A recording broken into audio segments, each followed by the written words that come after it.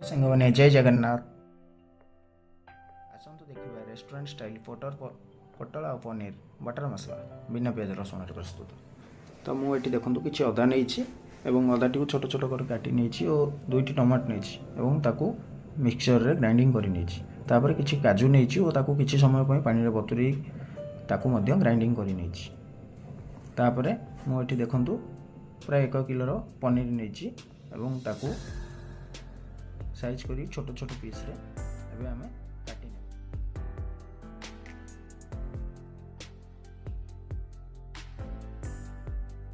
ଏବେ ଦେଖନ୍ତୁ ପନିରଟିକୁ ଭଲ ଭାବରେ ଛୋଟ ଛୋଟ କରି କାଟି ନେଉଛି। ଆମର ଏଠି ପ୍ରାୟ ପନିର କଟା ଶେଷ ହୋଇଗଲା। ତ ମୁଁ ଏଠି କିଛି ପୋଟଳ ନେଇ ତାକୁ ଭଲ ଭାବରେ ଧୋଇ ନେଇଛି ଏବଂ ତାକୁ 2 ପିସ୍ କରି କଡ଼େଇଟି ଗ୍ୟାସ୍ରେ ନେଇଛି ଓ ସେଥିରେ କିଛି ତେଲ ଦେଉଛି ଯାହାଦ୍ୱାରା କି ଆମେ ପୋଟଳ ଆଉ ପନିରଟିକୁ ଛାଣିପାରିବା। ତ ଆପଣମାନେ ଏଠି ଦେଖୁଥିବେ ତେଲଟି ତାତିଲା ପରେ ମୁଁ ଏଠି ପନିରଟିକୁ ପକାଇ ଦେଇଛି ଏବଂ ପନିରଟିକୁ ପକାଇଲା ପରେ ତାକୁ ଆମେ ଟିକେ ତଳ ଉପର କରି ଘାଣ୍ଟି ନେବା, କାହିଁକିନା ତଳ ଲାଗିଯାଇପାରେ। ତାପରେ କ'ଣ କରିବା ନା ଆମେ ଗୋଟେ ଜାଗାରେ କିଛି ପାଣି ନେଇଥିବା, ପନିରଟି ଆମର ହୋଇସାରିଲା ପରେ ଆମେ ସେ ପନିରଟିକୁ ସେ ପାଣିରେ ପକାଇବା। ପାଣିରେ ପକାଇବା ଦ୍ୱାରା କ'ଣ ହୁଏ ନା ପନିରଟି ଆମର ସଫ୍ଟ ହୁଏ। ତ ଆମେ ଏବେ ତେଲ ତାତିଯିବା ପରେ ପୁଣି ପୋଟଳଟିକୁ ତେଲରେ ପକାଇ ଭଲ ଭାବରେ ଛାଣି ତାକୁ ଏକ ପାତ୍ରରେ ରଖିବା।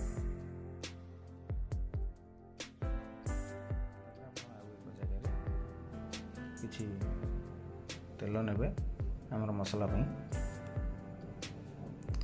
ତେଲଟି ତାତିଯିବା ପରେ ଆମେ ସେଥିରେ କିଛି ଶୁଖିଲା ଲଙ୍କା 2ଟି ଏବଂ ଗୋଟା ଜିରା ଫୁଟଣ ପାଇଁ, ଯଦି ଆମ ପାଖରେ ହେଙ୍ଗୁ ଥାଏ ତ ହେଙ୍ଗୁ ଟିକେ ବ୍ୟବହାର କରିବା। ତାପରେ କଲର୍ ପାଇଁ ଯଦି ଆପଣଙ୍କ ପାଖରେ କାଶ୍ମୀରୀ ଚିଲି ଥାଏ ତ କାଶ୍ମୀରୀ ଲଙ୍କା ଟିକେ ଦେବା। ତାପରେ ଆମେ ବାଟି ରଖିଥିବା ଅଦା ଆଉ ଟମାଟୋ ପକାଇଦେବା ଓ ତାକୁ ଭଲ ଭାବରେ ଗୋଳେଇ ନେବା। ଆମେ ସେ ଜାରରେ ଅଳ୍ପ କିଛି ପାଣି ଦେଇ ତାକୁ ଭଲ ଭାବରେ ଧୋଇ ସେ ପାଣିଟିକୁ ମସଲା ଦେହରେ ଦେଇଦେବା।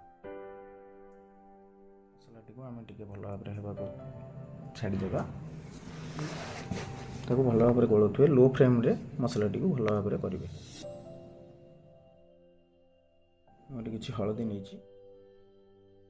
ତ ମୁଁ ଏଠି କହି ରଖିବି କି ଆପଣମାନେ ମସଲାଟି ବନାଇବା ସମୟରେ ଆପଣଙ୍କର ଗ୍ୟାସ୍ ଫ୍ଲେମ୍ଟିକୁ ଲୋ ରଖିବେ। ହଳଦୀଟିକୁ ଆମେ ଭଲ ଭାବରେ ମସଲାରେ ଗୋଳେଇ ନେବା ଏବଂ ତାକୁ କିଛି ସମୟ ପାଇଁ କଷି ନେବା। ତାପରେ ମୁଁ ଏଥିରେ କିଛି ଧନିଆ ଗୁଣ୍ଡ ଆଡ଼୍ କଲି, ଜିରା ଗୁଣ୍ଡ ଏବଂ ଡାଲଚିନି ପାଉଡ଼ର, ଗରମ ମସଲା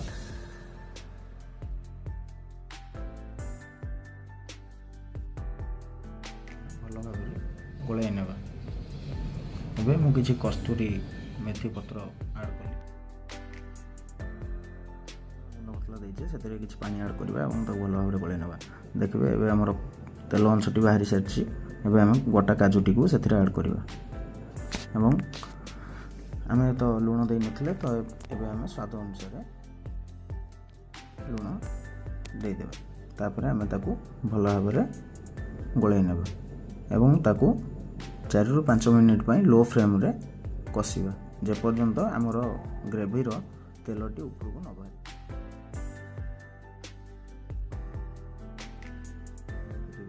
ଆମ ଗ୍ରେଭିଟି ହେଇ ଆସିବା ଉପରେ ଏବେ ଆମର ଗ୍ରେଭିଟି ତେଲ ଛାଡ଼ି ଦେଇଛି, ବହୁତ ସୁନ୍ଦର ଲାଗୁଛି। ଏବେ ଆମେ ସେଥିରେ ଛାଣି ରଖିଥିବା ପୋଟଳଟିକୁ ଆଡ଼୍ କରିବା ଏବଂ ତାକୁ 2ରୁ 3 ମିନିଟ୍ ପାଇଁ ଗ୍ରେଭି ଦେହରେ କଷିଦେବା। ମନେ ରଖିବେ ହାଇ ଫ୍ଲେମ୍ କେବେ ବି କରିବେ ନାହିଁ। ଏବେ ଦେଖୁଥିବେ ଆମ ଗ୍ରେଭିଟି ବହୁତ ସୁନ୍ଦର ଦେଖାଯାଉଛି। ଏବେ ଆମେ ଛାଣି ରଖିଥିବା ପନିରଟିକୁ ସେଥିରେ ଆଡ଼୍ କରିବା। ଆମେ ଏବେ ପନିରଟିକୁ ଭଲ ଭାବରେ ମସଲା ସହ ମିଶାଇ ନେବା ଏବଂ ତାକୁ 4ରୁ 5 ମିନିଟ୍ ପାଇଁ କଷି ନେବା ଓ ସେଥିରେ ଆମେ ଗ୍ରେଭି ରଖିବା ପାଇଁ କିଛି ପାଣି ଗରମ କରି ରଖିଥିବା, ସେଥିରେ ଗ୍ରେଭି ପାଇଁ ଆମେ ଗରମ ପାଣି ହିଁ ଆଡ଼୍ କରିବା, ଥଣ୍ଡା ପାଣି ଆଡ଼୍ କରିବା ନାହିଁ। ଏବେ ଆପଣମାନେ ଦେଖିପାରୁଥିବେ ଆମର ପୋଟଳ ପନିର ବଟର ମସଲାଟି ପ୍ରସ୍ତୁତ ହୋଇସାରିଛି। ଭିଡ଼ିଓଟି ଭଲ ଲାଗେ ଲାଇକ୍, ସେୟାର, ସବସ୍କ୍ରାଇବ୍ ଓ କମେଣ୍ଟ କରିବା ପାଇଁ ଭୁଲିବେନି। ଜୟ ଜଗନ୍ନାଥ।